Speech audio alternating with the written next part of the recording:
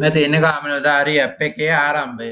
මේ ආරම්භක අවස්ථාවම අර අයිකන් එකේ පස්සේ මතුවෙන ඇප් එක. මේ ඇප් එකේදී ඔයාලට පේන්නනවා කළු කොළ ඊට පස්සේ පැණිකල. මේ මගේ වසම් ටික තමයි මම මෙතනදී පෙන්නුම් කරන්නේ.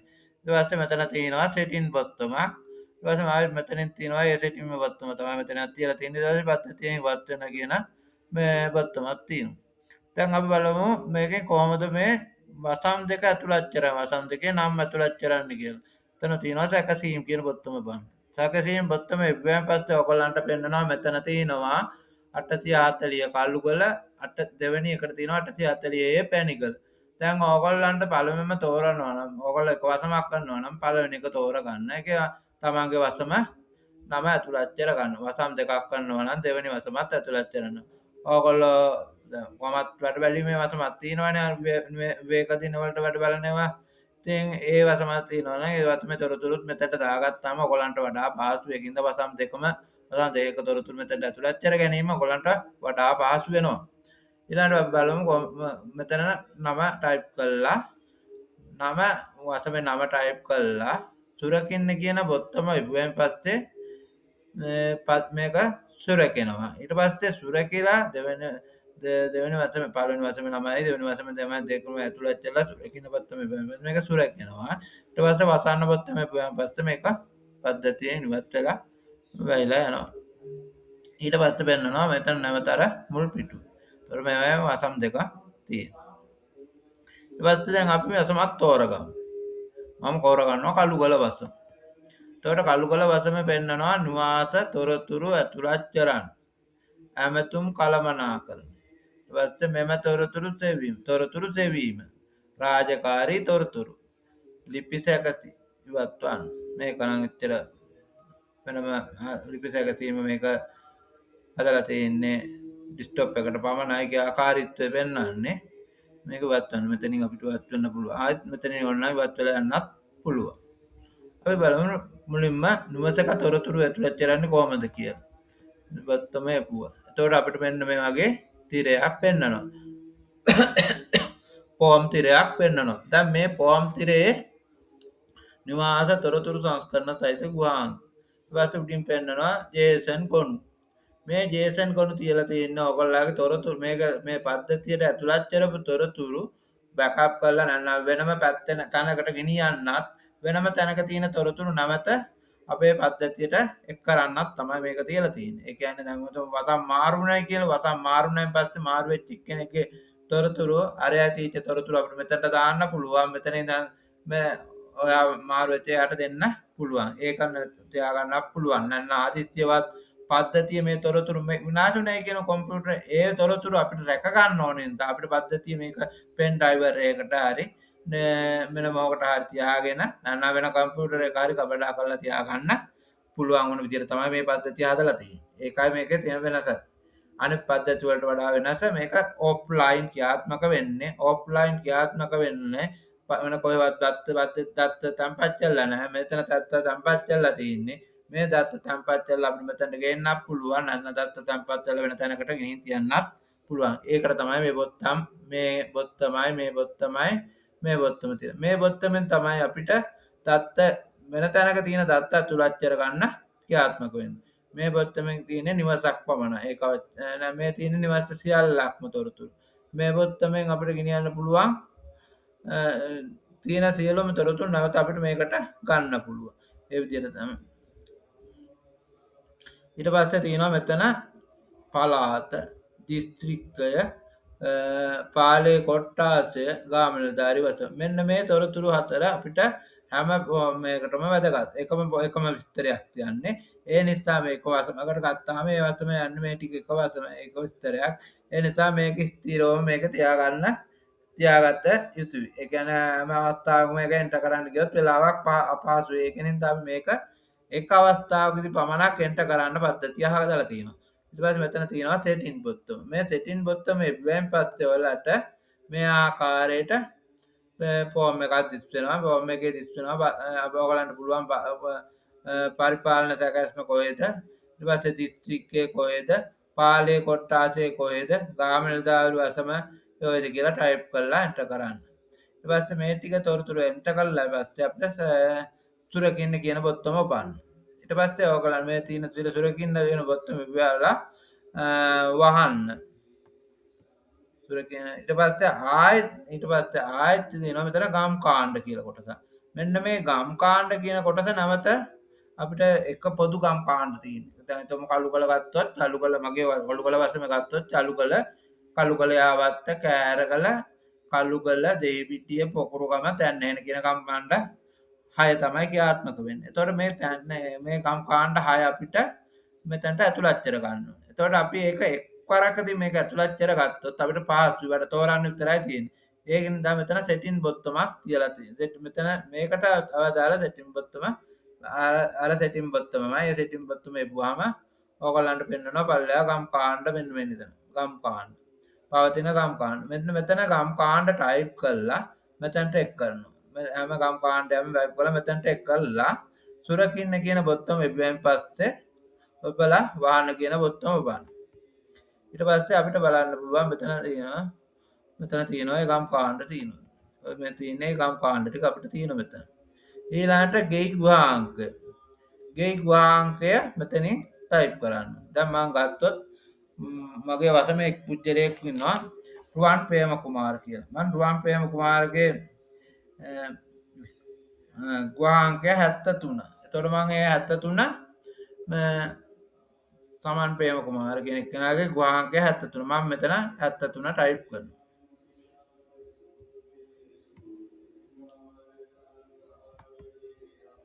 නිවස හමු නොවිය. ඒ කියන්නේ අලුත් නිවසක් තමයි මේ තියෙන්නේ. මේක කලින් හදපු නිවසක් නෙමෙයි. ඒකෙන් තමයි දෙන එක. මම ඕකේ කරනවා. ඊට පස්සේ ගෘහ මූලිකයාගේ නම වීරසිංහ සමන් ප්‍රේම කුමාර.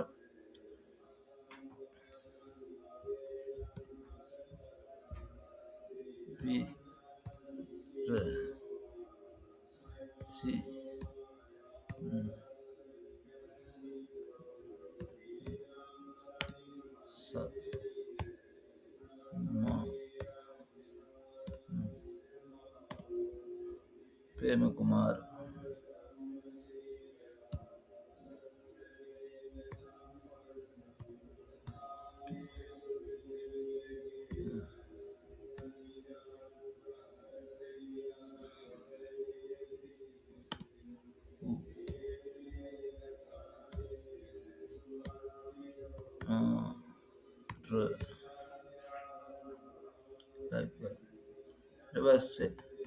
हाउस नंबर हाउस नमක් තියෙනවා ගෙදරට නමක් තියෙනවා එකක් මෙතනට ටයිප් කරන්න පුළුවන්. ඊට පස්සේ තියෙනවා house එකේ address එක සාමාන්‍ය පාවිච්චි කරන address. දැන් මේ වීරසිංහ සමන් ප්‍රේම කුමාර කියන කෙනා පාවිච්චි කරන්නේ කළුගොල කුරුළුපැත්ත. ඒතකොට අපි මෙතනින් කළුගොල කුරුළුපැත්ත තෝරගත්තා. enter බලන්න. ඊට පස්සේ තැපැල් සංකේත තෝරන්න. තැපැල් සංකේතය තෝරන්න. තැපැල් සංකේතය තියෙන්නේ 12236 පාවිච්චි කරන්න. ඒක අපි අතුළු කරා. ඊට පස්සේ මෙතන තියෙනවා GPS අංක ගන්න. GPS අංක ගන්න මෙහෙමයි. මෙතන තියෙනවා Google Map එක. මෙතන තියෙනවා Google Map එක. මෙන්න මේ Google Map එක තියෙනවා GPS එකෙන් ගන්නත් පුළුවන්. ජීවිතයට ගිහලා GPS එක මෙතන Gmail බත්තම ඉපුවෙන් පස්සේ GPS අංක ලබා ගන්න පුළුවන් GPS තරහා.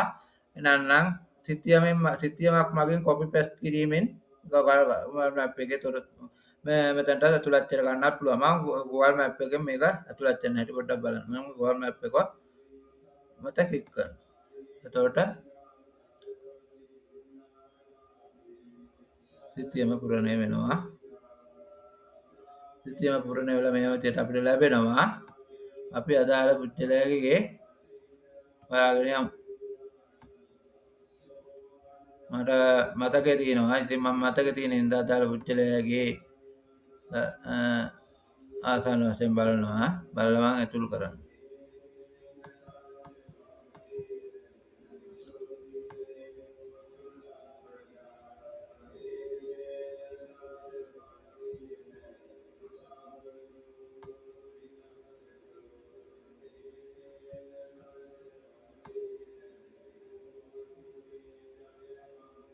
මෙන්න මේකේ තමයි විදුහල් පුච්චලයේ මම එතන ක්ලික් කරාම අපිට මෙතන GPS අංක වැටෙනවා. මම ඒක ක්ලික් කරනකොට මේක කොපිස් වෙනවා. කොපිත් වුණා. අපි මම ගිහිල්ලා දැන් සිස්ටමේ මේක ඇඩ් කරනවා. සිස්ටම තුල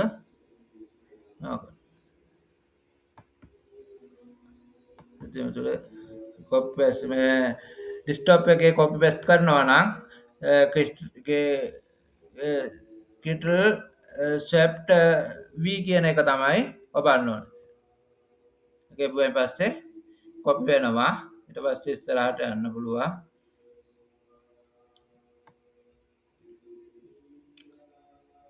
ඊට පස්සේ තියෙනවා නිවසේ තත්ත්වය ස්ථිරයි.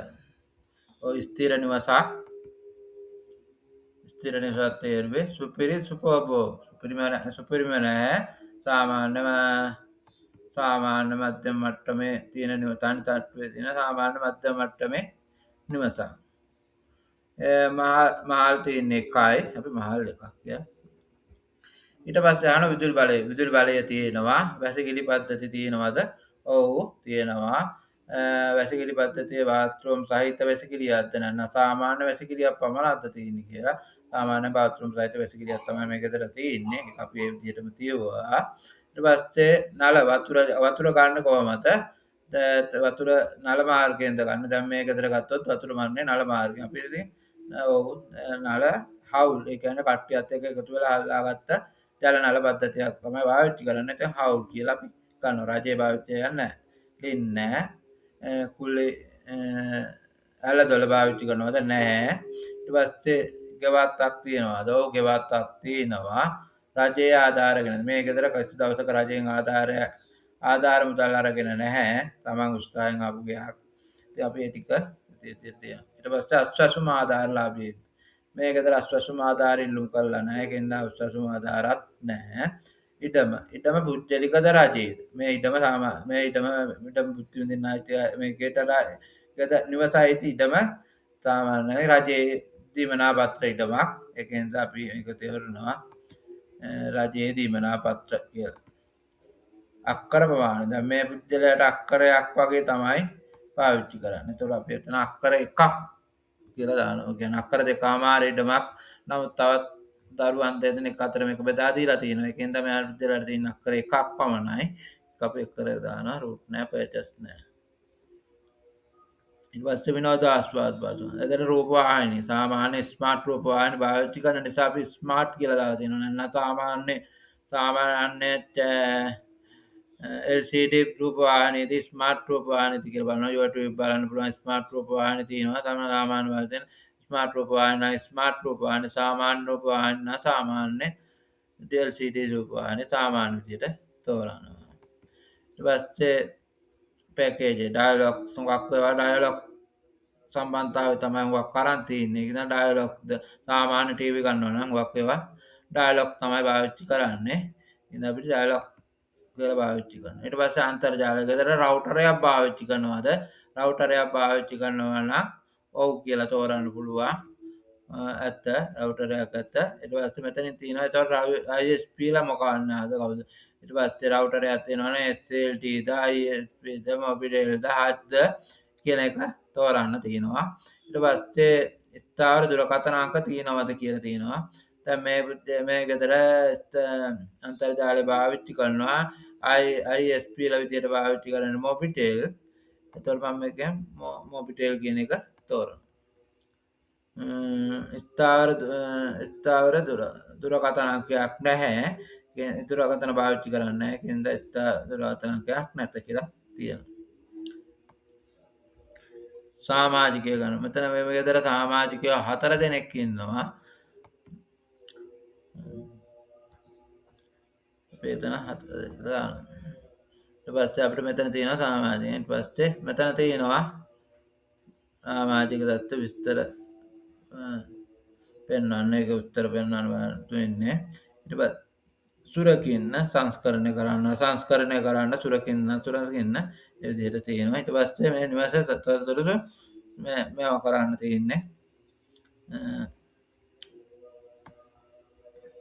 නිවසේ තොරතුරු දත්ත සුරකින්න මේ පොත්තමේ බුදුහාමුදුරුවෝ විරසේ තොරතුරු ගම් කාණ්ඩය තෝරන්න. ගම් කාණ්ඩය මම තෝරලා නැහැ. ඒකෙන් තමයි නැවත ගහට ගිහිල්ලා ගම් කාණ්ඩය තෝරනවා.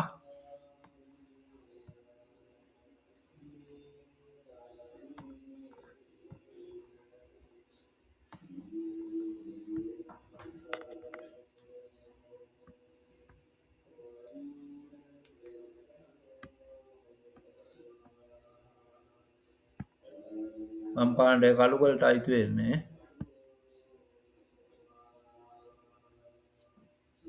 ගම් කාණ්ඩය තේරුවා. දැන් බලන්න දැන් ගිහිල්ලා දැන් සුරකින්න පොත්තමයි පුවා නිවසේ තොරතුරු සුරකින්න. එතකොට නිවසේ තොරතුරු අවචාරණය කරන ලදී. සුරකින්න ලදී. දැන් ඊළඟට පුළුවන් සමාජික කළමනාකරණ. ඊළඟට සමාජික තොරතුරු ඇතුළත් වෙනවා. ගෙදර ඉන්න සමාජිකයන් තොරතුරු ඇතුළත් වෙනවා. පොත්තමට යන්න මේකෙන් තමයි කරන සමාජික තොරතුරු ගන්න. නිවසේ තොරතුරුලාදී සාවචාරණය කරන ලදී. ඕකේ කරන්න. ඊට පස්සේ අපිට මත වෙනවා සමාජික තොරතුරු. තොර මෙතන සමාජිකයන් ඉන්න ප්‍රමාණය අපි 4 දෙනෙක් දැම්මනේ. ඒකෙන් තමයි මේක ඩෙස්ක්ටොප් එකේදී නම් අපිට 4ක් වැටෙනවා. Android එකේ නම් මේ ක්‍රමවේදය මෙතනට එන්නේ නැහැ. Android එකේදී මේ ගෘහ මූලිකයාගේ නමත් අපි ඇතුළත් කර ගන්න යුතු වෙනවා. ඩෙස්ක්ටොප් එකේදී නම් කුරුවන් ක්‍රියෝ ගෘහ මූලිකයාගේ නම මෙතනට ඇතුළත් වෙලා තියෙනවා. දැන් ඒතර වීරසිංහ වලිවත්තගේ සමාන් ප්‍රේම කුමාර තමයි ගෘහ මූලිකයා. ගෘහ මූලිකයා නම මෙතන ඇතුළත් වෙලා තියෙනවා. ඊපස්සේ දැන් සැකසුම් හැඳුනුම්පත් අංකය. හැඳුනුම්පත් අංකයක් තියෙනවද නැද්ද? හැඳුනුම්පත් අංකයක් තියෙනවා නම් මෙතන ක්ලික් කරනවා. ක්ලික් කරාම ඔකේ වෙනවා. නැත්නම් එතන නැත. හැඳුනුම්පත් අංකයක් ඇත. NIC අංකය. මෙතන හැඳුනුම්පත් අංකය ඇතුළත් කරන්න ඕන. දැන් මේ පුද්ගලයාගේ හැඳුනුම්පත් අංකය වෙන්නේ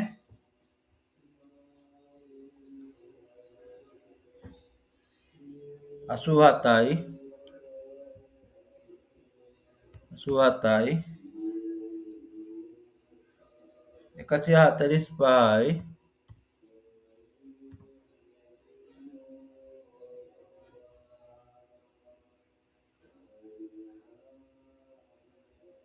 11යි 68 වී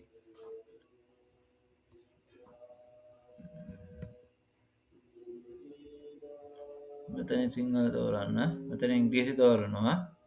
දැන් තෝරලා කැපිටල් B අකුර දාන්න. ඊට දුරකථන අංක. දුරකථන අංක තියෙනවා. දුරකථන WhatsApp දුරකථන අංක මෙතන ඇතුළත් කරන්න තියෙනවා. මේ WhatsApp ෆෝන් ගන්න පුළුවන්ද? ඔව්. නම් ඔව්. නැත්නම් පුළුවන්ද? පුළුවන් නම් ඔව්. තෝරනවා. නැත්නම් බෑ නම් සාමාන්‍ය දුරකථන අංකේ ඇතුළත් කරන්න තියෙනවා. WhatsApp අංකය තියෙනවා. WhatsApp අංකය නැත්නම් සාමාන්‍ය දුරකථන අංක විදිහට ඇතුළත් කරන්න. මේක නැත කියලා තේරුවොත් එතන සාමාන්‍ය දුරකථන අංකය ඇතුළත් කරන්නේ කියලා ඒවි. ඊට පස්සේ ඊමේල් එකක් තියෙනවා නම් ඊමේල් ඇඩ්‍රස් එකත් ඊට පස්සේ උපන්දිනයේ ස්වයංක්‍රීයව මෙතනින් අපිට නිර්මාණය වෙනවා. වයසත් ස්වයංක්‍රීයව මේ නිර්මාණය වෙනවා. ස්ත්‍රී පුරුෂ භාවය ඒකත් අපිට ස්වයංක්‍රීයව හැදිලා එනවා. ඊට පස්සේ විවාහකද අවිවාහකද සාමාන්‍ය මේ පුද්ගලයා විවාහකයි. ඒකෙන්ද අපි විවාහකයි කියලා තෝරනවා. ඊට පස්සේ අධ්‍යාපනය ලබනවාද? අධ්‍යාපනය ලබන්නේ නැහැ. නැත.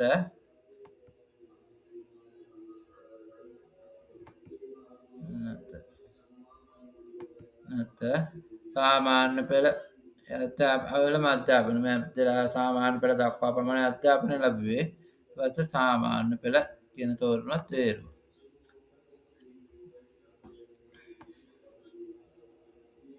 ඊට පස්සේ වෘත්ති අධ්‍යාපන අදාරා තිබේද? වෘත්ති අධ්‍යාපනයක් අදාරා නැහැ.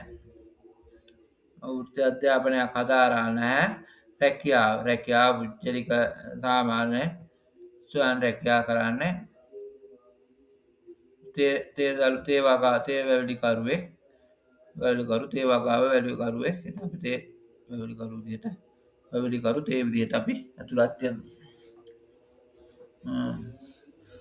මාසික ආදායම සාමාන්‍යයෙන් තල මාසික ආදායම තමන් හිතනවා නම් ඒ පුද්ගලයාගේ ආදායම කීයද කියලා ඕනනම් ටයිප් කරන්න. ඒ පුද්ගලයන් අහලා තොරතුරු වලින් ඇතුළත් කරන්නත් පුළුවන්. නේද?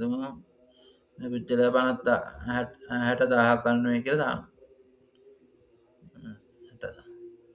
ඊට පස්සේ විදේශ රැකියාවක් කරනවාද නැත විශ්‍රාම වැටුපෙක්ද රජයේ විශ්‍රාම වැටුපෙක්ද නැත රජයෙන් ආධාර ලබාගෙන තියෙනවද ගන්නවද වැටීට තිබෙන සමාජාන ඒව මොකුත් දන්නේ නැහැ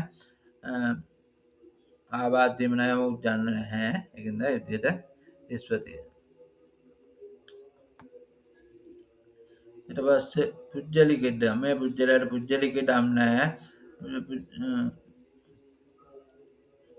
පුජ්‍යලික ඉඩම් නැහැ රජයේ ඉඩම් සාමාන්‍ය පසු අයිතිය තමයි දාලා තියෙන රජයේ බලපත්‍ර ඉඩම් තියෙනවනේ බලපත්‍ර අංකය ඊට මේ ප්‍රම අක්කර කොච්චරද රූට් කොච්චරද පර්චස් කොච්චරද මනුම් කළා ඇද්ද නැද්ද ඒවා මනුම් කළා ඇතනම් ලොට් අංකය ආයි මනුම් කළා ඇද්ද නැද්ද කියලා එතන ටයිප් කරන්න තියෙනවා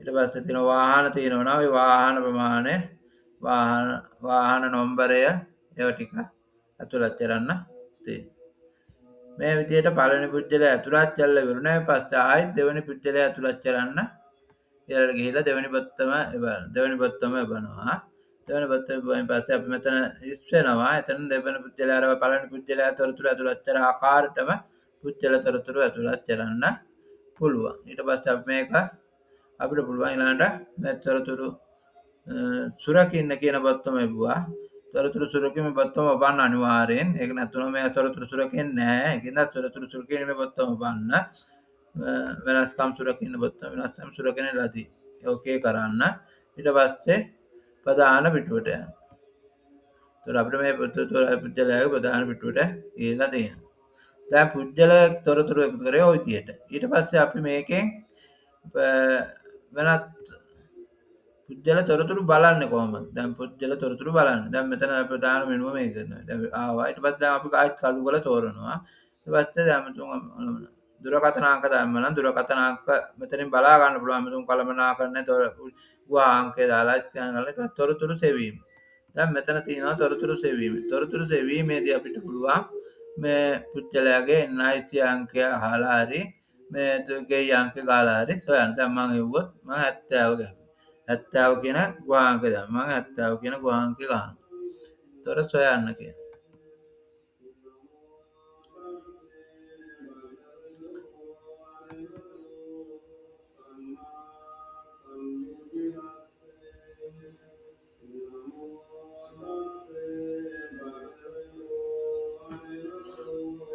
හැත්ත තුන ගැව්වේ 73 කියන සොයන්න කියලා හොයන්න.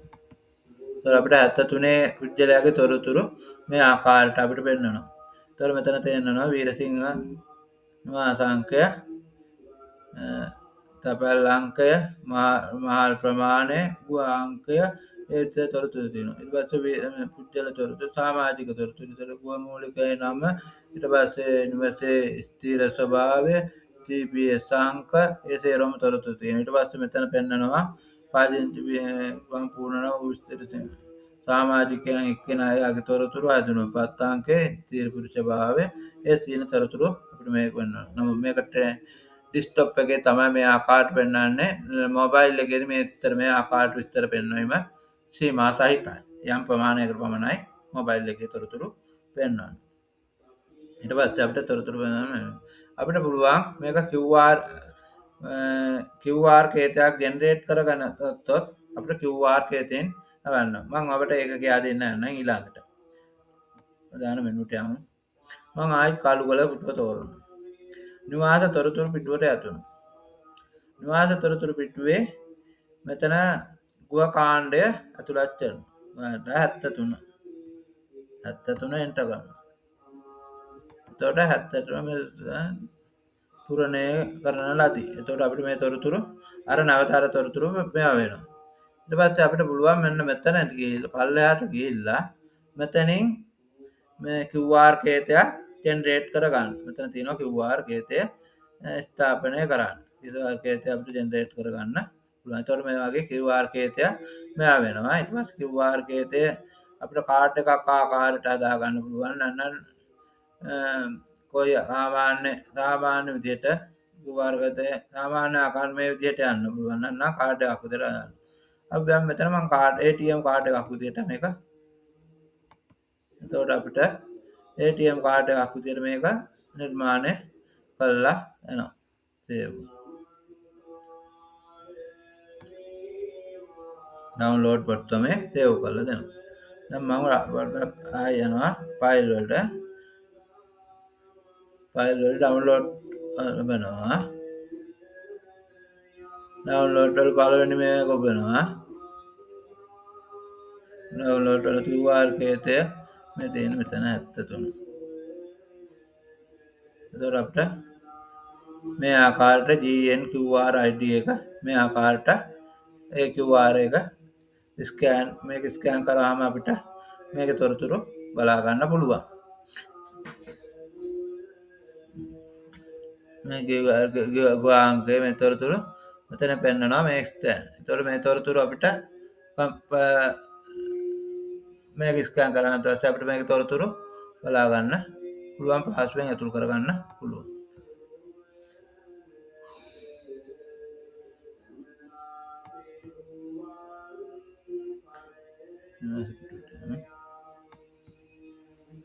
ප්‍රධාන පිටුවට යමු.